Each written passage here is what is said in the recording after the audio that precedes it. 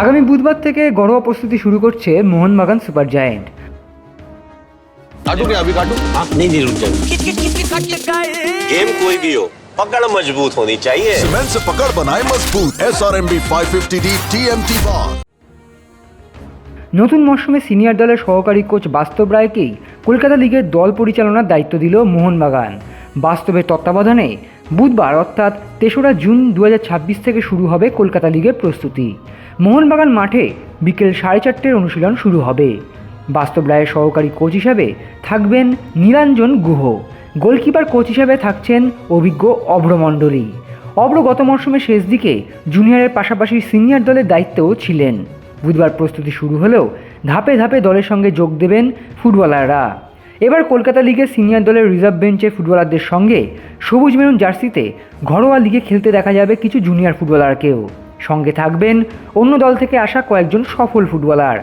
দল গঠনের সময় জোর দেওয়া হয়েছে অভিজ্ঞতার সঙ্গে তারুণ্যের উপর। ঘরোয়া লিগের নিয়ম মেনে বঙ্গ সন্তানের ভারসাম্য, ফেডারেশনের জুনিয়র লিগের কথা ভেবে বয়সের ভারসাম্য রাখার পাশাপাশি মোহনবাগান সুপার জায়েন্টের গত কয়েক বছরের ফুটবল দর্শন মেনে এমন কিছু ফুটবলারকে দলে নেওয়া হয়েছে যারা পরবর্তী সময়ে সিনিয়র দলকে সাহায্য করতে পারেন।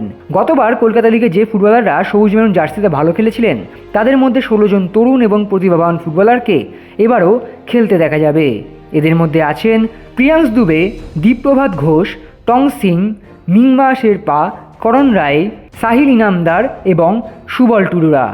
দীর্ঘমেয়াদী পরিকল্পনার কথা ভেবে অনূর্ধ্ব-16 দল থেকে নেওয়া হয়েছে রাজদীপ পালকে। রাজদীপ জুনিয়র বিভাগে ইতিমধ্যেই নিজেকে মেলে ধরেছেন। দলকে শক্তিশালী করতে নেওয়া হয়েছে সিনিয়র দলের রিজার্ভ বেঞ্চের ফুটবলার দীপেন্দু বিশ্বাস, সুহেল ভাট, অভিষেক সূর্যবংশী, কিয়ান নাসিরি, উমেরের মতো অভিজ্ঞ ফুটবলারকে। অন্য ক্লাব থেকে এসে সবুজ মেরুন জার্সি পরে খেলার জন্য চুক্তিবদ্ধ হয়েছেন রাজ বাস্ফোর, সায়ন বন্দ্যোপাধ্যায় এবং তন্ময় ঘোষের মতো সফল ফুটবলার। কলকাতা লিগের পাশাপাশি ডুরান্ড কাপে খেলার ব্যাপারেও ইতিমধ্যেই সম্মতি জানিয়ে চিঠি দিয়েছে মোহনবাগান। 15ই জুলাই থেকে যা শুরু হওয়ার কথা। এবারও মোহনবাগান ক্লাবের পক্ষ থেকে চিঠি দিয়ে ডুরান্ড কর্তৃপক্ষকে অনুরোধ করা হয়েছে যে প্রতিযোগিতায় বিদেশির সংখ্যা কমিয়ে ভারতীয় ফুটবলারদের খেলার সুযোগ করে দেওয়ার জন্য। গতবারও ক্লাবের পক্ষ থেকে অনুরোধ করা হয়েছিল ভারতীয় ফুটবলের উন্নতির কথা ভেবে ডুরান্ড কাপ হোক শুধুমাত্র ভারতীয় ফুটবলারদের নিয়ে। এবারও সেই দর্শনেই আস্থা রাখার ব্যাপারে উদ্যোগী সবুজ মেরুন ব্রিগেড।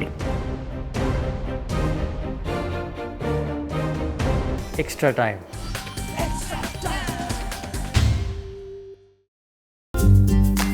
লেটেস্ট নিউজ আর এক্সক্লুসিভ ভিডিওর সঙ্গে আপডেট থাকতে এখনই সাবস্ক্রাইব করুন আমাদের ইউটিউব চ্যানেল। বেল আইকনে ক্লিক করতে ভুলবেন না যেন।